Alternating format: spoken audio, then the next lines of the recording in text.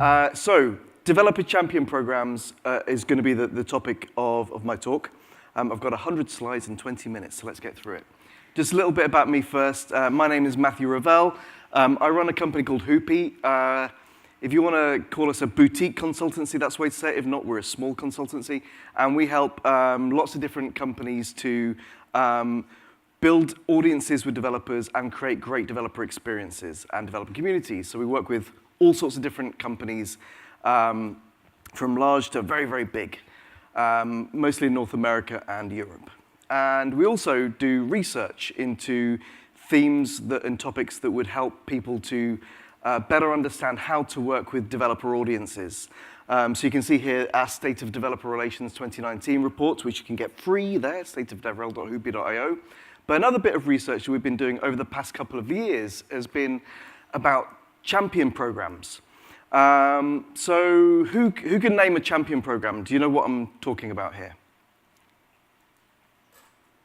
Okay, well, I'm talking about things like the Microsoft MVP program, or Salesforce MVPs, or Docker Captains, or that kind of thing, where you are recognizing people in your community and creating a framework to help them to succeed with your technology, but also to help you to draw some value from their interactions with your developer community. And I'll go into a bit more about what that means as the talk goes on. But over the course of the couple of years of research, we've discovered that there seems to be 4 broad types of developer champion program. And we call them the 4 archetypes, because that sounds fancy. But basically, it's 4 types, 4 models. There's reward and motivate, force multiplier, content factory, and land and expand. And I'm going to go into detail of what these are as we go on. So throughout the talk, we'll look then at the peculiarities of building adoption for an API, or for any developer-targeted product, because they're not quite like marketing or selling any other kind of product. Then we'll look at why champion programs might make sense for you as an API vendor. Even if your APIs are for a purely internal audience, then it can make sense to think of them in terms of a community of developers who need to be engaged in the same way as a bunch of people you've never met. Then we'll look at what's in it for developers, because you need to understand their motivations in order to motivate them, and in order to build a community process that works in the grain of what they're looking for. Then we'll look at how to select the right model for your program, and then we'll go into the detail of the 4 different archetypes that we've discovered, or uncovered, however you want to put it. So, developer relations, developer marketing, whatever you want to call it, there are broadly 3 reasons for doing it when you have an API type of product. The first is very basic. People don't know about your API. Actually, they might know about it, but they probably don't care about it. Let's be honest. You know, there are so many different things that are trying to drag developer attention. You look at the front page of Hacker News, you look at TechCrunch, you look at a local Slack channel of developers who are in a particular metro area. They will be talking about all the exciting things that they want to work on, or the technologies that they think might benefit their career. Statistically, the likelihood is that your API is not one of them, but we can fix that. Another reason for engaging in developer relations is that developers need education and support around your API. So we heard in the intro, you know, that there are lots of,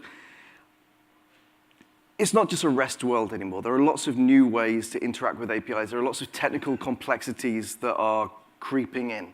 And so it's important that we as API vendors make every effort we can to make the developer experience one that's joyful, that's delightful. So I was at a conference called DevRelCon Tokyo a couple of months ago, and one of our speakers was talking about bringing the Marie Kondo approach to developer experience. You know, does it create a moment of joy? If not, why not? And the third reason, and there are lots of other reasons, but the third reason that I'm going to look at is we need to close the feedback loop with developers. So if you're fully aware, and you can, to use a very developer term, if you can grok the developer experience and the needs that people have when they're working with your API, then you can give them a better product. And more people will use it, more people give you more feedback. And as you go on, you're basically creating this virtuous cycle of feedback and improvement and so on.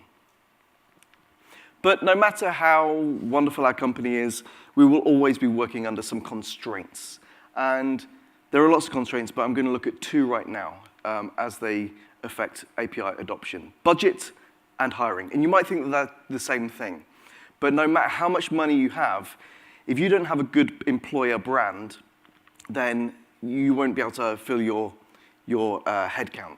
So they are kind of 2 slightly different things. But we can leverage different techniques and different strategies to make the impact of constrained budget and constrained hiring less on our API adoption. And in this case, it's champion programs. I think that they're a great way of making your money go further, to put it bluntly. So let's have a look at why. Why champion programs? Ultimately, a well-run champion program can feed into every single aspect of what you're doing. Because I'm going to use this term a couple of times throughout the talk. A champion program is a force multiplier. It's a lever for your efforts, for your strategy. So you want to do hiring. Well, champions will help get the word out there. They'll help make it look as though you have a community that's active. You want to do outreach. Obviously, a group of champions are a great conduit for that outreach. You want to improve your developer experience. Maybe you've got a champion who will create an SDK in a language that isn't strategically important enough for you to invest money in, but you could give them some support to work on that. And then it kind of all, again, feeds into each other, so that the more you push into a champion program, ultimately the more API adoption you'll get. So yeah, champion programs aid adoption. So you might be thinking, well, this is just marketing, right? We're just talking about doing plain old marketing. Let's all go and get an MBA and it'll be fine. But as I said, nobody cares about your API. There's your API, there's developer attention. They're looking at all the flashy, shiny, exciting things, and they don't know where to look, and it certainly isn't at your API. Not right now, anyway. So then we do 2 things. Like I said, we do developer relations to drive adoption, and we do developer experience to make the best product, and they feed into one another. All of this is lots and lots of cycles. And again, it feels a bit marketing-y, it feels a bit like product management, but developers are a different audience. They are not like a typical B2C or B2B audience. For a start, they're quite cynical. Now, listen, I know that developers are an increasingly diverse group of people, and that's great. But there are certain characteristics I think we can still say are relatively common amongst developers. Cynicism is one of them, and that's fine. Largely that's because when they make a technical choice, their reputation is on the line. If they make a bad choice, then they have to go and talk about why they did that in front of their colleagues, or maybe they have to explain why they took a job at Theranos, and it's all a bit difficult. But if they make a really good choice, if you're the first person to have taken on, say, Twilio in your industry, you look like some seer. You're someone who can predict the future. They're also paid to be experts. So if you're paying someone for their knowledge and for their expertise, then they're going to use it. And they're going to use it to make sure they're making the right choice. And so that makes them not so easily swayed by shallow marketing messages. Also, they're looking for results, not dreams. So you can sell someone a beautiful cruise and how it's going to change their life, but your API will go through a test suite and it will work or it will not. Also, they probably know more than you, at least about their own particular domain of knowledge. So you can't, I don't know if I can swear here, but you can't BS a BSer, if you want to put it that way. Also, despite everything I've said, technology is increasingly and incredibly fashion-led. Or to put it in a kinder way, developers rely on peer endorsement. Because if you see someone who you trust and who has proven their expertise, and they make a technical decision, they choose an API, then you can think, well, if they did it, then I'm probably safe doing that as well. But APIs are a different product as well. The claims that you make about them are provable. It's not washing detergent where you're going to struggle to see if your sheets really are whiter than last year's formulation. They need deep knowledge to even understand the problems that you're solving with your product. And they're complex. They're not something that you can just look at a quick marketing tagline and say, hey, I get how that's going to improve my life. And also, typically, the people that you're trying to convince, they're either the gatekeeper that you need to get past, or they are being paid by the gatekeeper to advise them. So the buyers are the users. So API adoption, developer relations needs a different approach to typical marketing. And really, it's all about making relationships with people. It's about building trust. It's about going beyond just kind of cynical short-term quarter-to-quarter targets. And it's about, as Tim Falls, who is the director of developer relations at DigitalOcean, says, a handshake is worth more than a click. And a champion program is a really great way of building better relationships with developers. Okay, so why do developers take part in champion programs? Well, we found in our research that there are 4 main reasons. Access to key people is really important. So if you're implementing an API and you can get on a Slack channel with one of the engineers who worked on it, that's going to make you more productive. It's going to make you feel more engaged with the API. It's also a great way of progressing their career because you can say, hey, I got to this level with this particular technology. Making friends is a big one. And accessing knowledge, so things like roadmaps, so you might only be able to access under NDA and so on. But a lot of it comes back to something called social capital. And social capital is really well described by John O. Bacon in his book, The Art of Community. And it's basically all those things that you do that aren't necessarily about money, but that help you within a community to strengthen your kudos and to bring other people up. And so, it's a virtuous cycle of you do something good, and that helps other people, and then that builds your standing in that community. So let's have a look at how that might work. Say we've got someone called Taylor, and Taylor is in a developer community. And she wants to get involved, and she wants to raise her social capital. So she does something that benefits some other members of the community. Now that's good for them. That raises their ability. That helps them to learn that new thing or to achieve something. But also, it raises her standing. And so it makes it, I keep talking about virtuous cycles, but basically it's a way of you do something for the community, and the community then raises you up. And we can harness this community in a non-cynical way to help our community help us. That's because a champion program is a framework for mutual growth. It helps the community members to grow, but it helps your product, your API, your company to grow as well if you do it well. So, when you're choosing a champion program type, you need to first ask, what is it that you want to achieve? And graphic equalizers, right? You decide how high you want the bass to be, how loud you want the treble, and then there's all those things in the middle. So this is kind of like that. And what you do is you need to look at where you fall on the awareness, education, retention, and growth, charts in terms of how important they are to your overall strategy. And so if your strategy is to go and be conquer a new geographic territory, or to bring in a new technology community or something like that, then that will inform how you go ahead and which type of champion program you select. So let's look at the 4 archetypes. Like I mentioned earlier, we came across 4. Reward and motivate, force multiplier, content factory, and land and expand. So number 1, reward and motivate. When is reward and motivate the right model? Broadly, it's when you've got a mature community and you're mostly interested in retention. Now, I come across lots of developer communities where they're several years old and they haven't quite been looked after in the way that they should be. And so you have people in there who the developer community managers, the company sponsoring the community, remember them like this. And then they take a look again and they're like, oh, hang on a minute. You're not the funds anymore. And so time passes and kind of people forget that actually communities need to be nurtured. They need help. They need ongoing contact and motivation. And so reward and motivate is a model that companies seem to use where they want to lay the foundations of a new community, and they want to be able to say that they are recognizing the accomplishments of the people inside that community, especially when they've kind of forgotten them for a little while.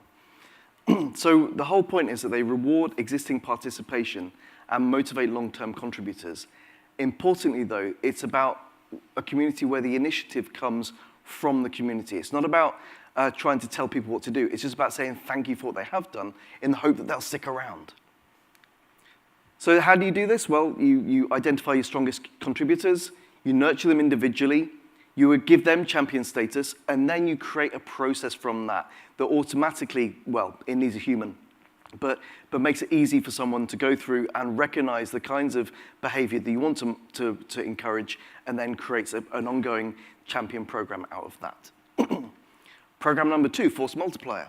So when is that right? Well, it kind of applies everywhere, because it's not so much about the strategy, but it's about your lack of resource. So you want to run a meetup in a city you've never been to. You want to create webinars. You want to create an SDK for iOS, but you don't have the team to do it.